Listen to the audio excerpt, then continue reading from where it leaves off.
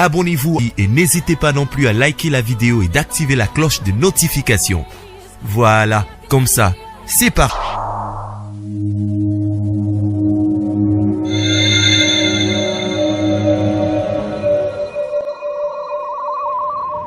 La voix du peuple, oh, la voix du peuple, oh, c'était bien, oh.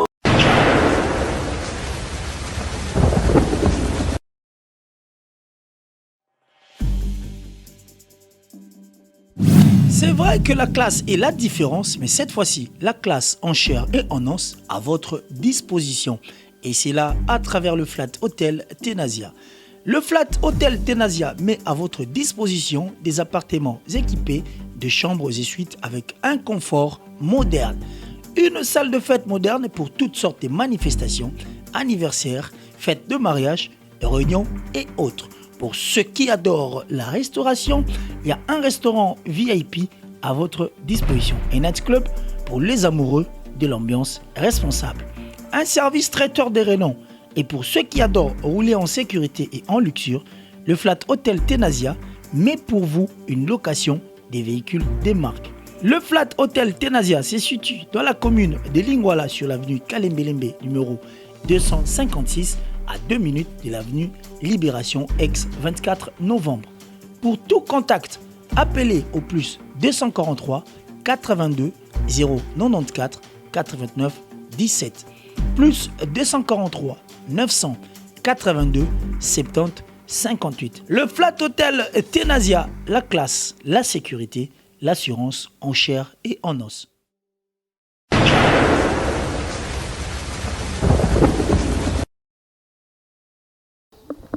Chers amis téléspectateurs, je pense que tant tu as, comme j'ai toujours l'habitude de le dire, tu as pour nous traiter des problèmes, mais ça nous arrive que tout coûte en abattu, la manière dont on réagit ça.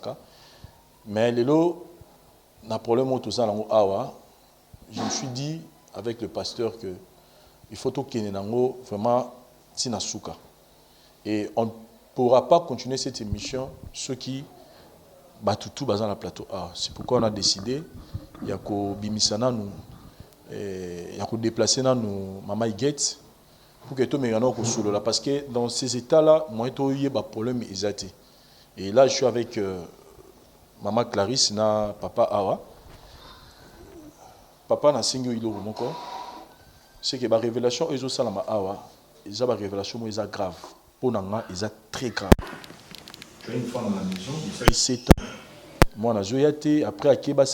et la petite soeur te dit que moi, je suis très makasi. Na papa, oh, moi, j'aimerais d'abord que tout soit dans la kimia. Tu as une petite soeur. Et après, tout le cas, quel est le compromis? Parce que, oh, il y a assurance. Les lots test à ADN. S'il faut prouver de ma manière, mais tu as vraiment l'explication claire. Clarisse, je pense qu'en venant ici, oui, que il y a des balles, il y a ils ont mis en GA. Clarisse, tu veux nous rassurer vraiment que vous êtes convaincu que moi, je suis très na papa on doit ça c'est qui na. Bien sûr. Bazan ba très makasi. Papa Vincent encore bossa ne dengi na hotel. Na roko bossa na oja parce que so na Monica moi na morobo azoko kana na yo directement za moi na yo. Muto ko ko zwa mutu bongo te. Mwana o bazana grand frère nanga na ndako get ya bota akokani na papa wana salisa kai makasi eza ya kosa ti eza puté to kina ba aden to peto sa so pe ndengeni papa moi soki tembe papa wana zali ti le loto mema mwana wana grand frère kenda mema moi sinel bo ba kende kuna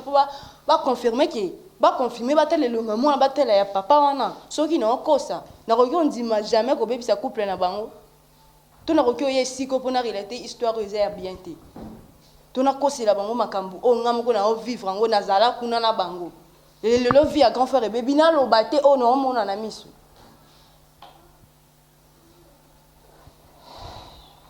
OK papa Vincent na base na siliki makasi papa Vincent na coutume na biso ko salimati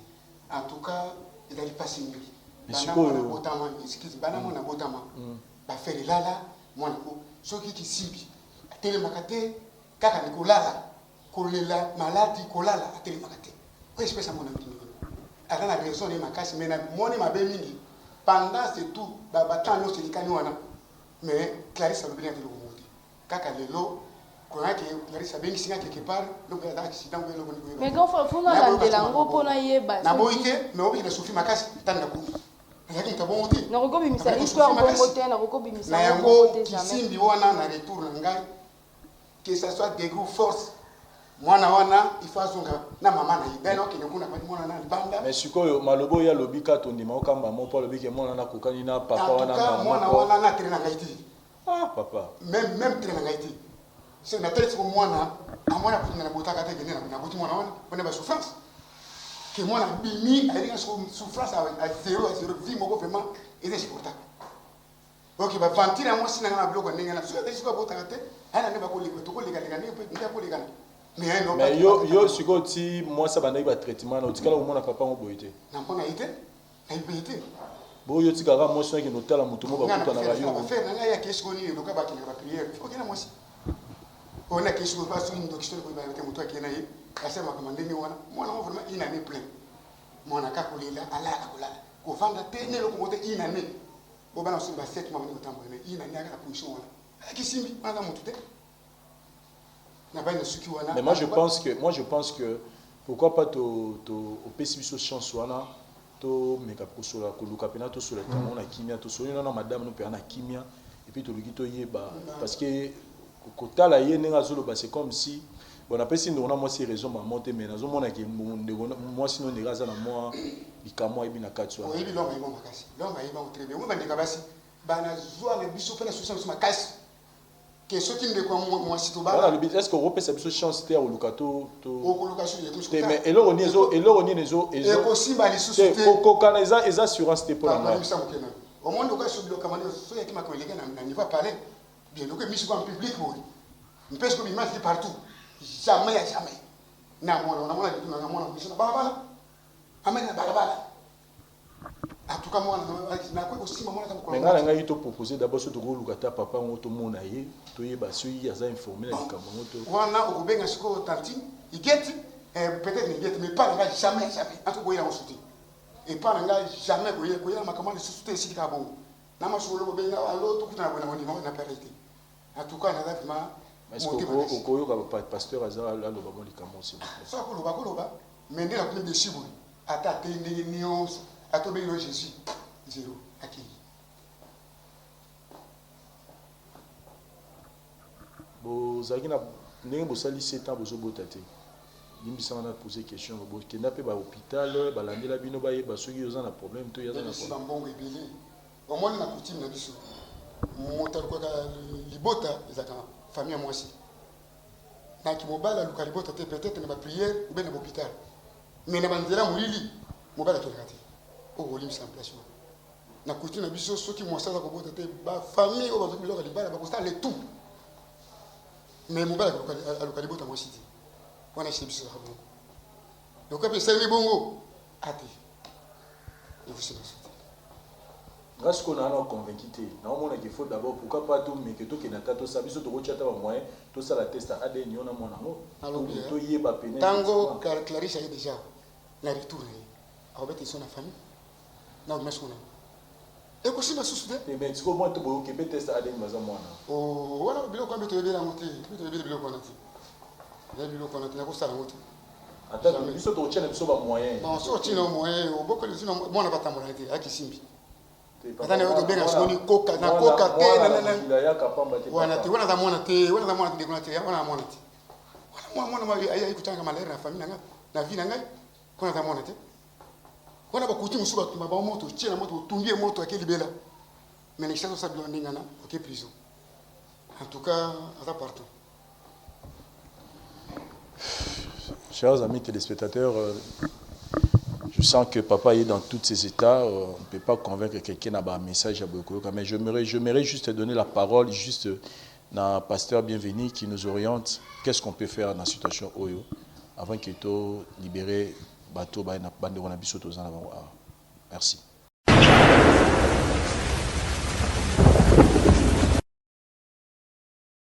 Oui, merci Cordon pour la parole. Mbote na Balanti, mbote na révérend pasteur Sony. Et si vous allez zamba pambulayo. Tozoko ba kaka na musala mais ezo sala passe. ils ont ça la passe parce que en réalité des choses Zamba pesa keloko oye kolelisa bato te oye komema pasi te Nzambe soki apesi ezalaka esengo na kati na libota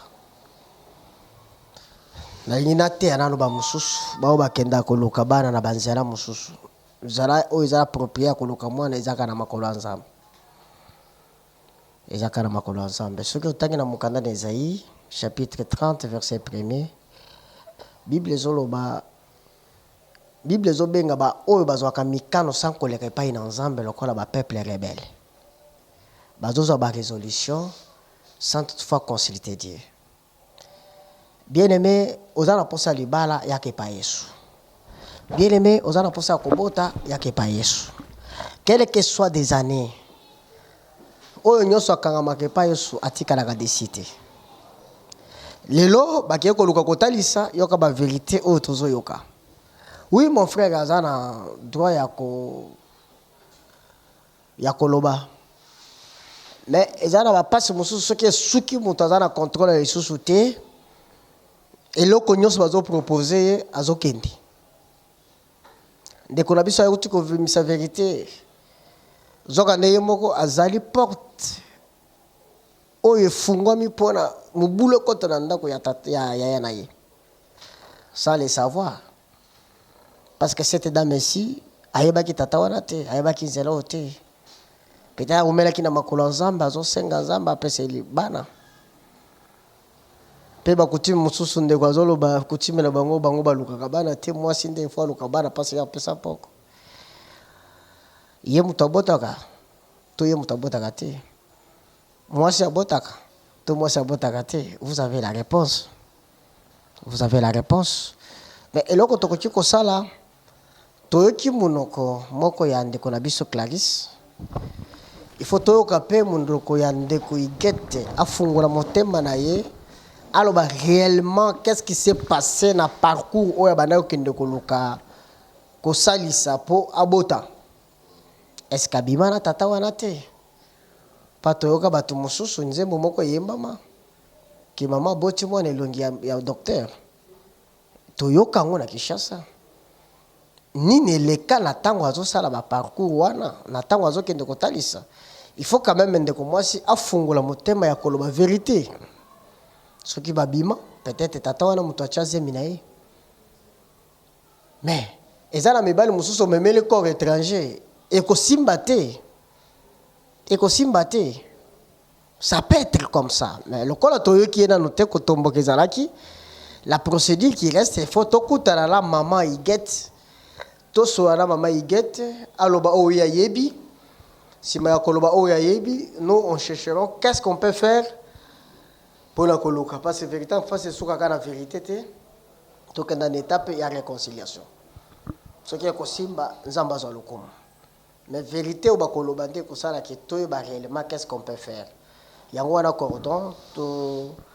okoki kosuka awa mpona tolanda ndeko na biso Igete ata aza na kanda na nyonso me aza motu fo aloba vérité apesa biso parcours ya bapratique babandaki kosala qu'est-ce qui a fait que bendise oyo emonana motango azoinsiste ke bakokana ayebi tata wana ntango azoinsiste bakokana batre ezalaka nango kokokana ezalaka eloko mosusu koma kozwaka tre ya moto abandaki kosalisa boye kozwa tre ya motu oyo alala na ye na mbetu mpo baluka ye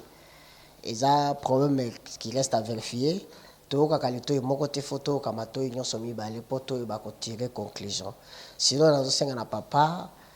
zala apaisé tolanda likambo tokoma tie na suka soki okozwa décision yeba nano vérité nini mwasi no asala mpo ekoma na niveau oyo esi ekomi eza malamu mingi je conseille le mari batikaka basi mwasi azokende consultation oza te mwasi azokende barendez-vous oza te ozose renseigner même pas oyo balobi nini basali nini qu'est-ce qu'il y a pratiqué eloko nini oza na yoka ostie sans foutiste parce que la coutume na bino balandelaka mabota te maintenant conséquence yango oyo mobali nyonso aza normal kaya ça ne va pas luka banzela bondela kende na hôpital mwasi soki babiseke kuna esalaka boye babondelaka kuna basalisaka kende na mwasi na yo oyeba réellement qu'est-ce qui se passe biso mosusu tokota même docteur azosala touche ozali mwasi azobota ozali ça ne fait rien aza mwasi na yo docteur akomiso libanda te ke bima na sala boye te tozala na susi wana ya koakompagnaka balongani na biso ekozala kitoko mingi négligence ekomaka na bapoyo biso tokomi. Merci Cordon, procédure yango wana tokoki kolanda nano mama Iget po afungola motema ayebisa biso nini eza na kati wana. Merci.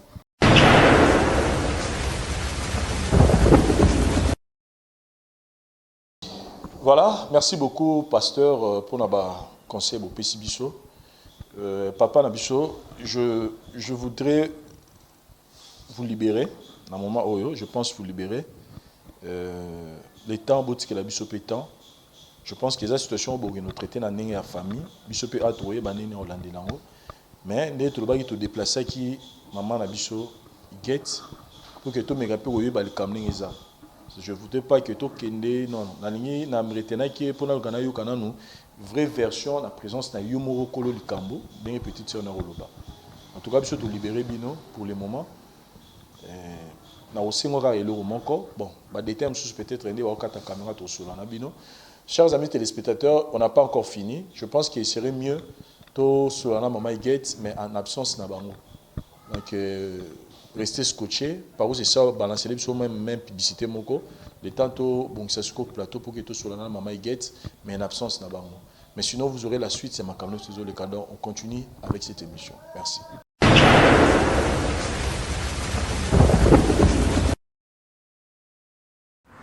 Bienvenue à Kinshasa. Pour toutes vos vacances à Kinshasa, il y a un seul endroit idéal, calme, discret et propre. Auberge Magana Center.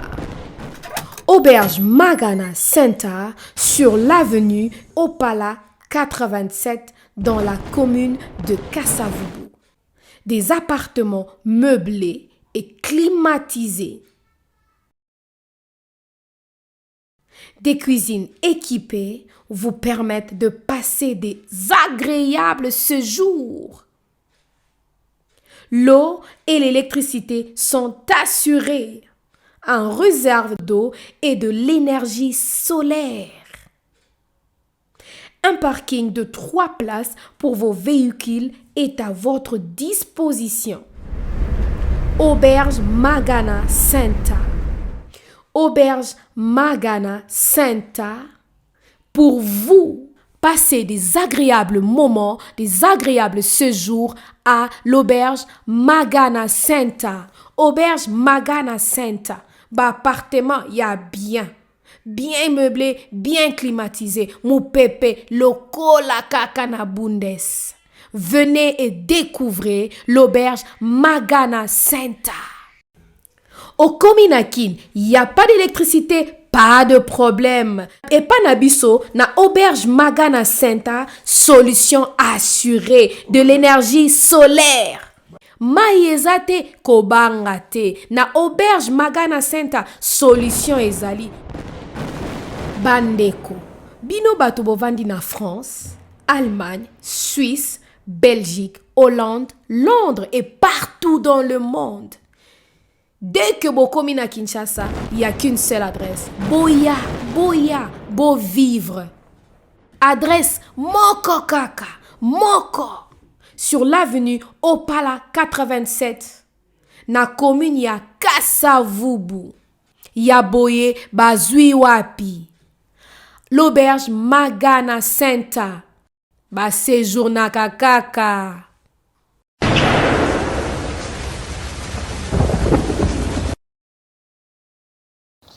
Voilà. Comme je vous ai promis que dans la procéder à l'émission de Loti Nasuka, je ne m'irai pas à reporter en haut. C'est pourquoi on était obligé de retirer d'abord Maman Nabiso Iget pour que tout le monde Yoka Nabiso Nabino ce qui se passe réellement dans Katia foyer et à Maman Iget. Maman Iget. Oui. Moni ezana makambo susu oyo mutu akoko se défendre aye na ba point de vue na ye to aye na ba argument na ye moko pour se défendre mais zablo mususu ezara moi passe c'est-à-dire que donc monsieur ezara po obo ya kundimango nde toloba owanga nango eza mwa pasi. Kotala vie ya mobali na yo ndenge yemo apesi so explication ndenge batiaki mopanzi a relaté presque biso nyonso oyo Clarisse alobaki que depuis moi na ye na foyer na bino rien ne va et que musala na ye bebi moi na bana botama la la kaka moi na lila kaka y a pas de changement et Clarisse azolobaki moi na wana soko talier azana ba traîner papa wa bando sali so pobota papa wana za vivant kufati à ce que je sache biso tozana pour ça tout sunga ce qui vérité mo rezali na likambo mama yo fungoli la biso mutema yebisa biso qu'est-ce qui se passe réellement na vie mon âme est-ce que papa na pesa ko biloko mo est-ce que zala makamo et sala makio peut-être et affecté tina musala mobali na yo soko yesi biso ba pasteur azawa bandeko bazawa to sunga yo. C'est vrai que ça les cambo comme na famille mais biso to bundela yo pour que cambo ba mais fungoli biso mutema. C'est vrai que là où il y a un ambano vous avez un peu trop na retenir mais il y a biso pena vérité qu'est-ce qui se passe dans couple na di kama moi on a vraiment fungoli biso mutema je t'en supplie pour que biso to eba ko aider. Merci papa na ndenge na silika ki ba pasteur bolimbisa ngai likambo ezwaka mutu kobomba likambo na motema pe ezalaka bien te yango na moni na loba kaka mpona se défouler nazalaki na problème ya mabota 7 ans na botaka te natiola me makasi nazalaki na bozwi bato baoseka ngai oza na bozwi mwana aza te nde semeki na nga Clarisse ayaki korencontre nga camarade na ye moko boye na bango azalaki na problème ya mabota papa moko asalisaki ye ndenge tellement nazalaki na posa ya mwana natiolamaki mingi nasekamaki donc namoni autrement osala te nazalaki ka ifo nakende nakepa papa ngo kokende nakei baliboso tozalaki na Clarisse tokende na Clarisse deuxièmement le nakendaki nga moko nakomi kokende med fokome lokola petit traitement kaka ti naye mpe navandisi papa nasoli na papa abi lokola tozotiola makasi boye kende kaka nde nakendaka wana kokende nakei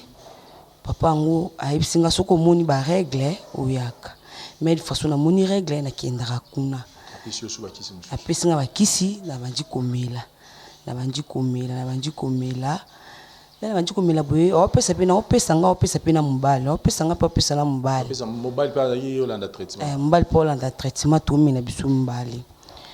lesko kira bakisi wana esili aye koyebisa ngai oyo nde eza boye bakotya o molimo mo boye na kati ya nzoto na yo fo tosangana ngai na yo poso napesi mobali no bakisi wana lokola aza mutu ya spirituel te ya koyeba te donc nazalaki na autrement osala te mesi esuka yenga mpo nasekama ya mingi bakisi eza bakisi ofa pesa ye fois akotisa biloko na nzoto pa nani papa wana te abi bakotisa biloko na nzoto nana aloyi bakotisa biloko na nzoto le tosalaki mariage na mobali na ngai yango mutekanga kobota ye fa bimisango ye nde fa bimisango donc nayebaki te abeka il faut tokouche na ye yango namoni autrement osala eza te yango nakusheka na ye mpo nazwa solution mabota apurifie yo to abimobimangine mpo ye nde apesa omona ozoluka kote wana nde nayebi te nga nayebi kaka tokushaki na ye mpo alobaki ke ayebi biloko oyo azotya na nzoto na ye so abi apesa mobali na nga okoka te yango nasala ye bongo.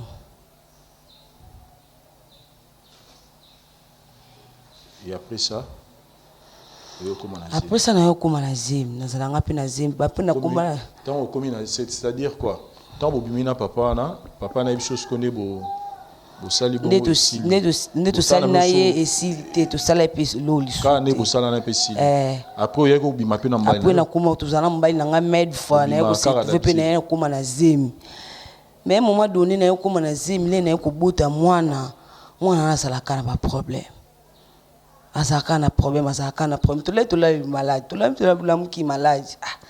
ti mona koma ina na otambola te mona koma ina na otambola te aza bébé ti lelo atambola te conscience na ngai moko esalaka mona ngo eza ndeti baje nzoka nde pe na papa bano banga pete Clarisse mona to na ideno be Clarisse au chango kate te bon nga pe na mona ki donc tema to kende pe na Clarisse mba mo pe papa na pe na s'attendait te que Clarisse ko kangilunga papa na makasi nandi na mona mwana azala kaka lulu maladi njoka ndi zema papa wane kotaki mobali na ngasala ine lo yo mo chose comment il conscient que zema neza mbali na ote te ya mbali na ngate zema ni ze papa asa depuis au boti mwana inane yango oyipsa papa na que mwana naza mwana na do bandana pe na mona ete na tikala pe omoni alandelo pe souti atu alandela nga pe souti nandi pe na bokola zemi nandi na bokola na bota na mona ete na niveau to comme tu penses pas que au comme est obligé ya konuluka papa wana soki tokoki kokende na bato nga mona kokate bapaster bazawa bato bazawa bakoki koakompagne nga tokende nga mona okokate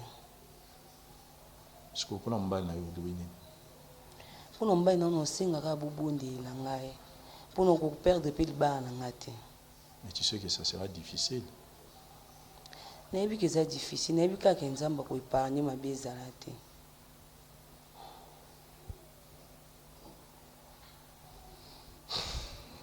Pasteur Sony, place aux États-Unis, je pense que tu nous suis. C'est quelque chose de très délicat. J'aimerais d'abord avoir votre point de vue dans le dossier. Et puis on aura l'intervention du pasteur Bienvenu et les autres. Et à la fin,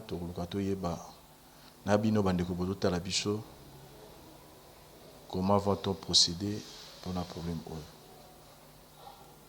Très, très délicat. Merci.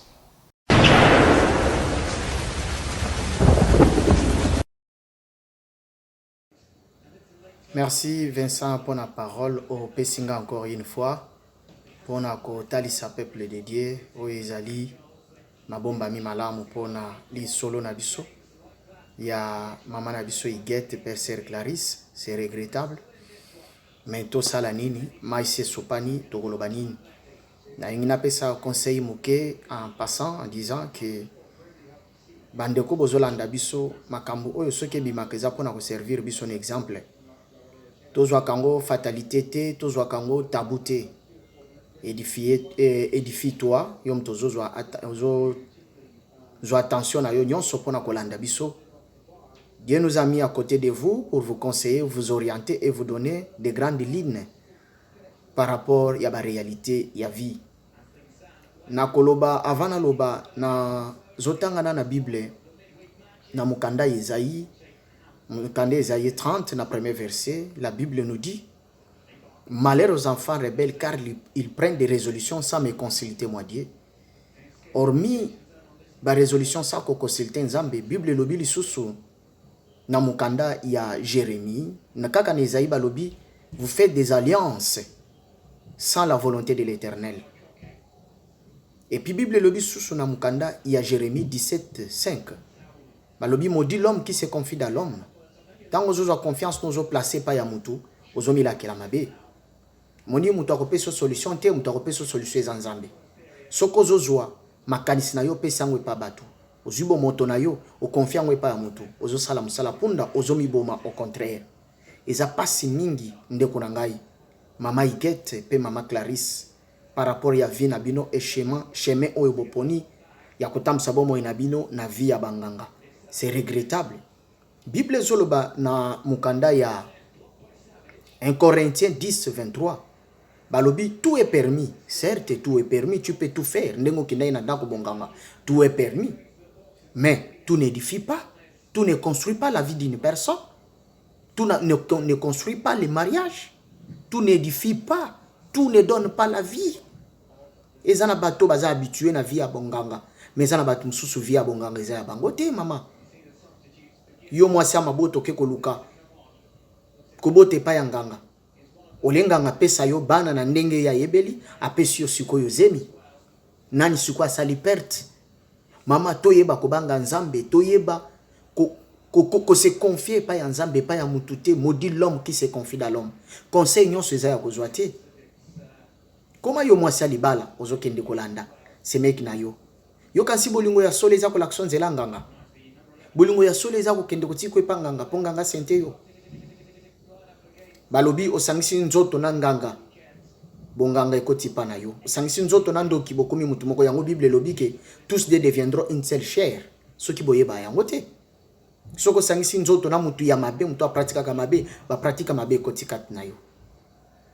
na place akoluka nzambe Rebeka alukaki nzambe na nzela mobali na ye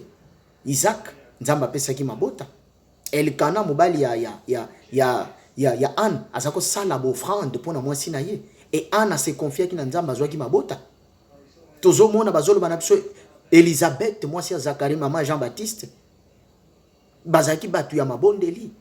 mama nganga pambola katenganga modisaka ozala malédiction mibale ya nzambe na oye ya nganga ozwi parce que nzamba lobi ozwi mokano ya kokende panga ngo concilité yete osali alliance na nganga le faire ko 500 autres ezalaka alliance bat basalaka ya ngomoni via bato ebele beba par rapport ya ko 500 autres moi so 500 nzoto yebiete mobalo 500 nzoto yebiete atiki ba mauvais sort kat na yo atiki makamba mabe kat na yo ngomoni ba via bato mususu eza pourri ezo marchete ya ngomoni ba via bato mususu ekangama c'est parce que ba se confiaki ba salaki ba alliance moko ezalaki malamu te muto ya zana via banganga muto ya mesana banganga ezalaka héritage ezalaka ba lien moko héréditaire parce que muto se confiaka na nzambe likanisi nganga ko yate nganga pambola katemi nganga modisaka nganga ko peso na gauche na droite bombelo kibota pona nini ko consulter nganga et pour preuve moni ke obotaka nganga sali kisite nganga sakani na yo nganga bize na yo nganga sala apesa ka mwana te mutapesa ka mwana ezanzambe oza mwasi ya maboto ozalaki ndépressé tu n'as pas kolukelongi ya nzambe tu n'as pas ya kosenga lisunge pa ya nzambe osengi lisunge pa ya nganga po acha yozemi na momoza mobali osali osali adultère et adultère ngo ebendi malédiction ebendi ba mauvais esprit kati na yo oleto bunda bitumba pona kobota tokomo bunda su bitumba na ba mauvais esprit koti kati na yo mama il faut koyeba kozwaka garde na vie il faut koyeba ka koyoka liloba na nzambe te koyoka conseil ya bato conseil nyonso edifia kati na vie ya bato. Et papa yo posa coupable parce que tant moi sino memelo ba kisi ozomela utuna kisi ani utwa pina voix nini kisi ele kisi nyonso za kombo na Yesu Kristo bande ko ngai c'est pas pour rien to lobaka makambo combien de fois to ko yipsa bino ke nganga edifia kati nganga ngwazo kende ko bima na ona condition nini na bazebola na nzoto salite na nzoto pona nini ko s'exposer pona nini ko mi pesa boye pona nini ko sala makambo aboye mama. Et ça l'inga passe mais to sala nini maïse sopani nous sommes obligés to sungayo na biso na ba pasteur siko sambelaka parce que za mukumba oyepesa mele biso ndeko Clarisse lukelonge ya nzambe obalaki ozana mobali ezaki na ndenga kisite soki pe opratika ka bakisi na bavoi nyonso parce que ngangano yebi o consultaki bandakala akosaka yo alimitaka vina yo aluka kama bepo na vina yo bongo la mutema revenir pa ya nzambe tala siko problème okoti sina foyer oyo tala siko situation oyo etelemi papa ko condamner moi sina yo à 100% te parce que yo mon posa coupable tu as pris les médicaments donc ozaki d'accord na voix wana c'est à vous maintenant ya koluka bon moko ezala kati na bino bo senga nzambe asala grâce parce que bible zolobake soki wa avouer transgression na yo nzamba ko pardonner pe akopesa yo bonsomi nzamba ko limbisa yo pe akoyamba yo soki otiki mabe wana réellement parce que ça na batu musu basenga bolimbisa après lobi azongeli yango lisusu nzamba za camarade ya mututi bosenga bolimbisi papa yo pe fo senga bolimbisi parce que fungola ki nzela ko permettre moi sino akende na bavoi ya banganga na moment o nganga banganga zali Jésus Christ de Nazareth na sengi kimya na yo na sengi nzambe akota makambo na bino na nyonso tolukaka kelongi na nzambe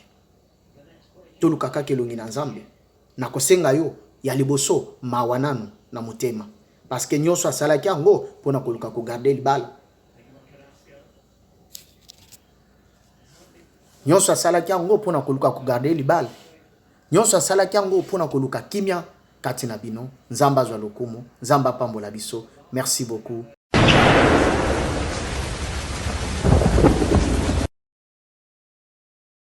Merci Cordon pour la parole. En tout cas, Salinga passe makasi.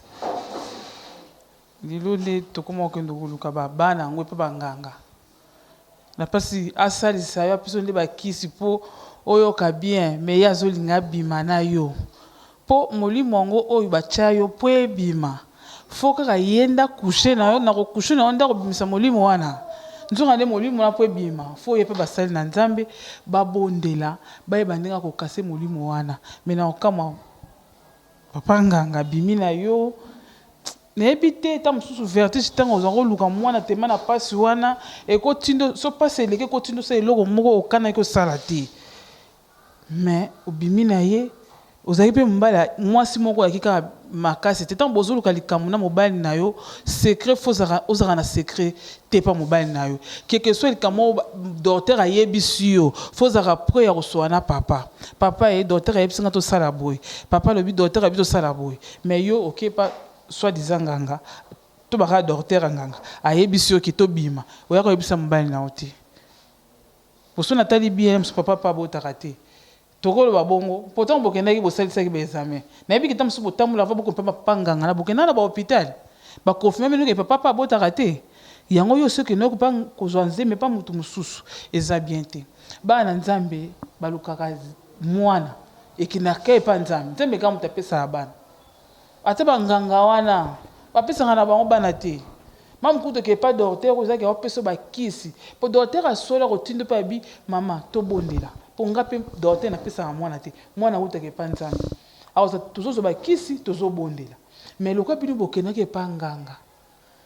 yango eloko ya kotsa ki ofala bimiso milimo makoti su eloko ko botele msu mwana ozoro bake mwana mbimba mwana kokisi inane mazana taya bana 2 mois sko yo moko to vanda ka to zo mela yango mwana na bimi pa na yo oyebi asemaki nini yo mo posana foluka délivrance asemani ne pa na yo o lele bebisi musala papa ndenge e comique papa zana musala te na oyeba te sanga na pasi iloko bana basi busala ka kunduluka bane pe banganga banganga pesa mwana te ya se marande lo mabekati na bino soki bosaelaka yango botika muta pesaka mabota ezala ka Nzambe nda pesaka mabota soki yo landi pe banganga okwane na ka oyo mama komi na ngwa botika woni za vite via malamu ezala ka epa Nzambe boluka via malamu epa Nzambe nda pesaka mabota ta mama ndenga keluka epa nganga ke bimseloko moko na moni te me papa ndenga zolobela ezo sangana pasi. Merci pour la parole, mais ça n'a pas ma casse.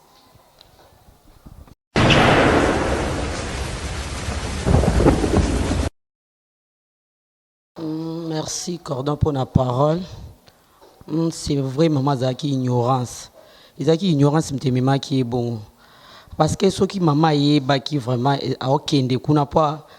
soit disant papa wana couché na ye alinga te. Maman kenda qui parle de solution. Amonia vandi pendant 7 ans, azobota te. Ba critique, ba murmure, ba to ba kokai koloba, on so ba kokai koloba. Et ba no sali quand même son. Fallait aluka place moko boya kende pour Nzambe ndem to apesa mwana. Alors Clarisse a conduit une erreur. To loba pe erreur te parce que y a za moi mkete. Clarisse alinga ki solution moko ekota na ndako na bango. Maman pe alinga ki a trouvé ka solution pour abandaki akoma ki donc bande batu bakomi ko minimiser ye koloba mabe pona ye e komi ko sale soni azaki na choité faki ka kende abane ko s'attendre te ke ngangana ko proposer ye likambo a proposer ki accoucher na ye batu nyonso to ba même ba osasa ba bokoko to za batu te na botaka te na kendai na bokoko ezalaka nango e arrivaka na bota te pendant 3 ans pendant 5 ans na keba papa moko boye asasa bakisa bakoko apesinga traitement na zui traitement na nga na pesi pe papa to meli to boti bana ngo pe bazana bango ti lelo mais so batu wana bazo sala bongo ezake bo salisa batu po bo senga mwasi ya mutu ya libala o coucher na ye c'est pas bien mutu nyonso to olanda ngai na moment na oloba soko sala bongo sala ka ngo lisusu te dikamunyo soto za ne bandeli pe na suka nango o sali yango lelo sali yango lobi un jour nzambe moko autuna yo ko bebisa foyer ya batu couple ya mutu boy ko bebisa yango sikoyo ata mbali to lobi to loba na ye to tie mobali wana wapi to zana na place ya papa wana ngape na ko condamner ma sœur na ngabo ete ezali bala na ye siko sœur na biso a perdre le bala sœur a perdre le bala na ika po likolo ya papa wana asali mabe papa wana asali mabe ya mabe soki lelo azoyoka nga bisika zali aluka sœur aluka ndenge nini aoke luka ye azwa mwana na ye siko sort ya sœur na biso eza wapi pona mwana wana pona libala na ye to suka na ye wapi iza pasi mingi mutu nyonso sala yango bati ko sala yango mutu nyonso traita batu bokoko bakisi boye banini ba traitement ko bota boti ko sala bongo boti ko sala bongo iza mabe makasi mwana uta akapa nzambe ser na ngai so ezaki ke otalela nzambe belingo koma na niveau te otalela nzambe te yo landika bato mukili msana onko loba kaka il y a des gens basala pe 10 ans voire même 15 ans abota te mais atiaki ka elike na epa nzambe banotela ka nzambe ti bapesi bango mwana pourquoi pas osala ki yango olandika bato mukili mais tala lelo perdre le bala na yo iza pasi wana siko nzambe moko akota likambo wana merci pour la parole.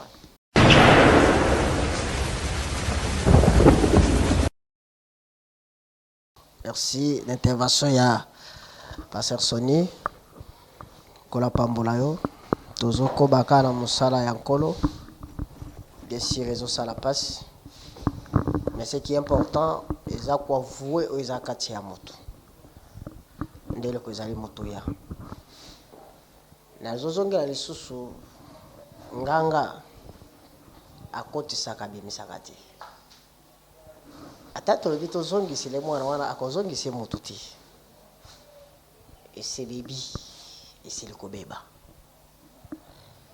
mama meme ekolusu na yo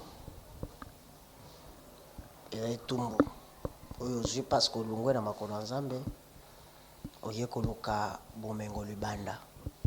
c'est ça la conséquence nakolanda lisolo ndenge ezokende napesa bandeko na biso mingi bazonyokola bandeko basi na bandako soki bana bazoya te ezala kaka mwasi tobosalaka ke biso mpe toza na baresponsabilité mosusu toza na ya biso bitumba mpe mosusu oyo esalaka mpe ke toproduire te mais tolatisaka yango kaka mwasi lokola yo bimisa mbongo bala c'est-à-dire yo oza na problème te. Voilà maintenant conséquence ya konyokola mwana batu kozangisa kimia côté famille na ye mikakatano côté famille ya balango kota mikakatano jusqu'à tel point zotinda mutasala n'importe quoi bien mais tous à la caméra batu ezala mutu moko ta kondi makende libala bota te azate et puis mutu moko ta kondi make na kia kolinga mwasi pona bota te dimo ba o ba yebi ke na sa bien te na c'est impuissant ba yebi ka na kende nanga kaka mamusu pe baza bonga yebi ke na za mala muti mais andima nyoko na mutu mususu mais nzamba yeba quand même batami na kati na vie ya moto soki lelo apesi yo te trop ou tard nzamba ko récompenser yo soki omeli na makolo na ye tika bango bachola yo tika bango bafinga yo y aura un jour Sarah y aura qu'un jour Samuel ayaka atako umela Samuel ayaka na vie ya Anna ye pachola maki mais alukati alukiti na bakolo na nzamba suka nzamba yoka kolela na ye baba zo bisoke na boti saka na sala kaboy lima bote utake pa ya nzambe du moins na normali moko za na nzoto ya mutu soki omoni okepa ba minga nga ba réparer te yeba ke solution ko uta pa ya moto lisusu te zongela nzambe ba musu ba kende pa ba biso ko za normal musu ba biso ko za normal mais pourquoi zo produire te kendo tout na kolo mabota pour aller na zo produire te salanga ngulu na bota eza mikumba basi ba kotisi na kati na mama oyo basi ba monisi pasi yo zo mona mutu zo kande balati su eloko mususu ba peso mukumba oyo ko kata komemati bana wana bayaka konyokola kosilisa okozela kokufa te akosilisa okino akotika o par terre bilima bachaka na kati ya via batu ba maske balati elongi ya mutu yo kasi na boti mutu nzokande mutu te oui toi na mukumba kaka ya kobondela nzambe ya koimplorer grâce à nzambe nzambe intervenir soit osepela écarté na vie na bango asepela soki akosepela ke oui à rétablir mwana wana zonga mutu le Dieu souverain il peut faire tout mais na minute oyo kozwa point de vue moko ya koloba ke mama kabona na mobali oyo to papa kabona na mwasi oyo on se réserve to pesa conseil ya koyebisa bango na totalela ensemble to tuna ensemble agir d'abord na vie ya mutu oyo azonyokola batu mutu oyo aza dépense mutu oyo azokausa mutu oyo misala ezobeba aza mutu nini parce que mwana nyonso azalaka lipamboli ya baboti koma oyo akobuzala obstacle ata papa ngo wana ezala basi mosusu mpe abima na mutu libanda bota me mwana aza na ebia est-ce que tata wana aza normal est-ce que ya sola tiaziemi normal to akotisa milimo na kati ya mutu bien aimé na yo mutu ozolanda biso to soutenir mwasi na mukumba oyo esika ozali na baconseil na bapriere na yo tokoko soutenir mpe azwa kimia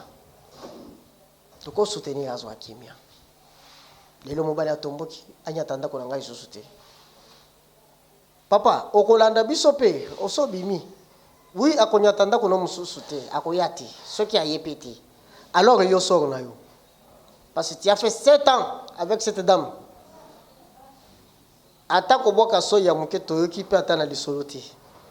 oza mpe na problème te okoluka ezongi ya nzambe nzambe azongisa yo motu problème eza kobwakisa te okoluka mwasi mosusu estce kose répété te na place osilika renouveler conscience na omitala mpe ke c'est-à-dire mwasi oyo soki aboti quelque soit nga nde naza na problème quelque part zwa conscience ke ozwaka badécision mbangu parce que soki banda sete obotaka otiazie membele oyo ekomi te mituoze mpe bakeso ke zwa mpe obstacle mpe lisusu merci beaucoup pour ne pas tolekisa ntan ebele tokosolola yango nsima ya kamera tokolandela bango mpe na mabondeli mpona kotrouve solution malamu kolalola apambola bino balandi na bato nyonso baza awa na nkombo na yesu.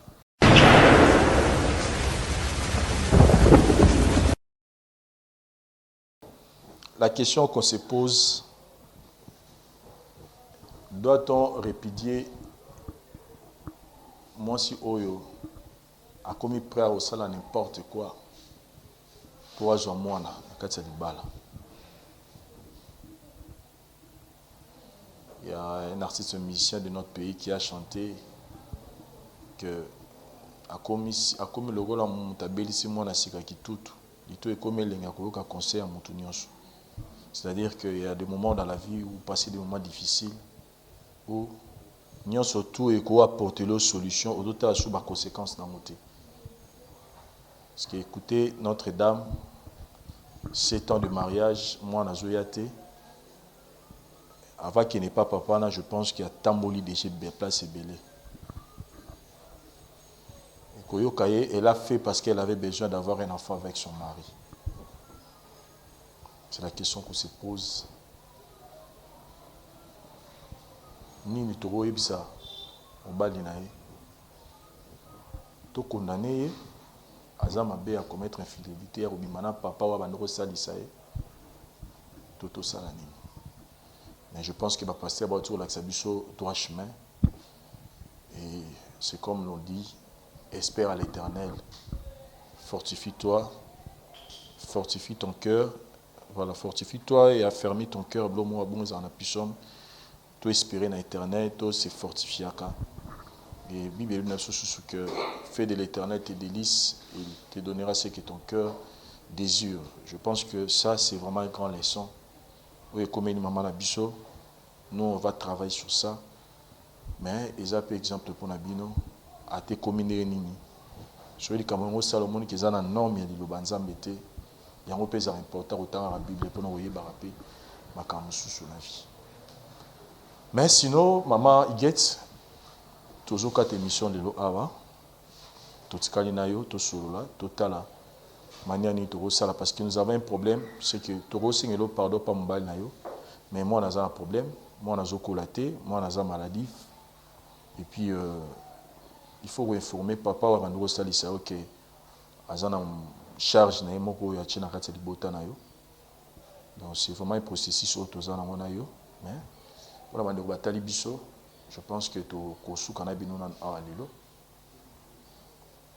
mais j'en profite pour annoncer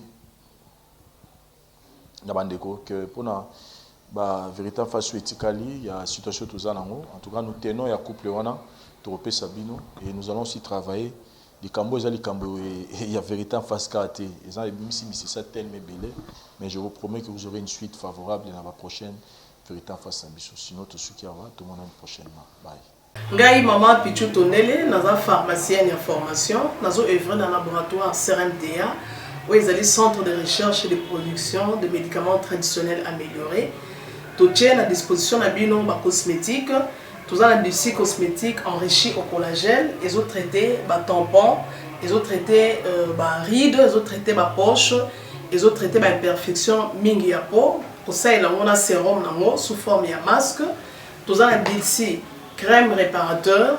ils ont réparé pour ce qu'on a un problème avec acné, boutons, mapalata, et puis aussi ils ont un sérum où ils ont enrichi dans l'acide hyaluronique. Tous un adulci gel douche, tous un grand format, un petit format, ils ont mis à paille, ils ont adouci peau. Tous un adulci cheveux. Ils ont collé sa souki, cheveux abîmés, souki ils ont quatre na pamba, souki ils ont ba teinte, ils ont bongisango, ils ont retardé repousse ya ba cheveux blancs, pour ça ils ont na huile na bain d'huile. Tous na crème pommade, tous na savon où ils ont accompagné gamme ya ba cosmétique nyonso. Tous pe na ba médicaments dans le laboratoire CRMTA, tout la pommade Diazolex, ils ont pommade antidouleur, ils ont traité toute forme de douleur, même la douleur rhumatismale, ma colorovimba, ils ont traité en haut. Tout la crème Borex, où ils ont uniquement pour ma papa, ils ont rallongé le système de papa, et puis ils ont agrandi en haut. Tout la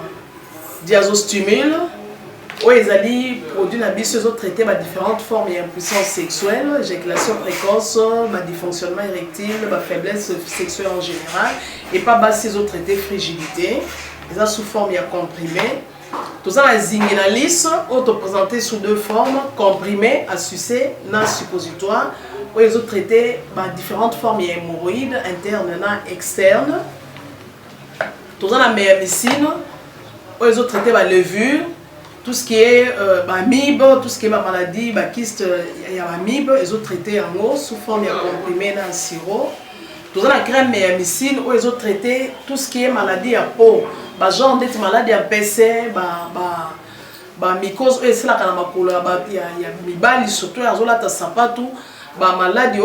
l'auto, méamycine crème, ils ont traité en eau. Tout ça, la allium. Allium, ils ont traité toute forme, il y a hypertension, ils ont normalisé tension, ceux qui tension est mataga, à normaliser, ceux qui quittent à normaliser, et ça à partir de aïe. Tout ça, la menga, ils ont produit anti-anémique, bateau connaissera problème et anémie, quelle que soit l'origine, menga, ils ont remonté, ils ont tonifié un peu, ils ont fait sa énergie dans les autres. Voilà, ils ont gamme de produits CRMTA, laboratoire où ils ont travaillé essentiellement dans les phytomédicaments, dans les plantes médicinales, Donc nyonso tozo produit au bomoni liboso na bino esami à partir ya banzete ya mboka na biso Congo. À part bakisi oyo na siko tangela bino, tozala ba maladi musu auto traitera pe auto sala to benga ba préparation personnalisée. Ndeti na ka ba myome par exemple, to grosse une préparation mon corps pour et permettre de réduire dimension ya myome pour et faciliter ko bota, to na kisi oyo pesa pe bato bazolo ko bota. Voilà, tout traitera en couple. Et bah, contact Nabiso, na Kinshasa, ils ont plus 243 81 83 13 322, plus 243 81 83 13 322, plus 243 89 89 33 855. Et Nalibanda, tous en a plus 1 514 329 12 56, plus 1 438 765 64 73. Voilà les numéros à contact na biso bandeko ba kobenga libanda na ka ba maladie songolo pakala maladie oyo ba tene tondante oyo esala ke muto abima ba mafina na mutu to traitera ngope. Donc pour contacter biso opposer problème na yo to ba plante nini oyo ko solution na problème na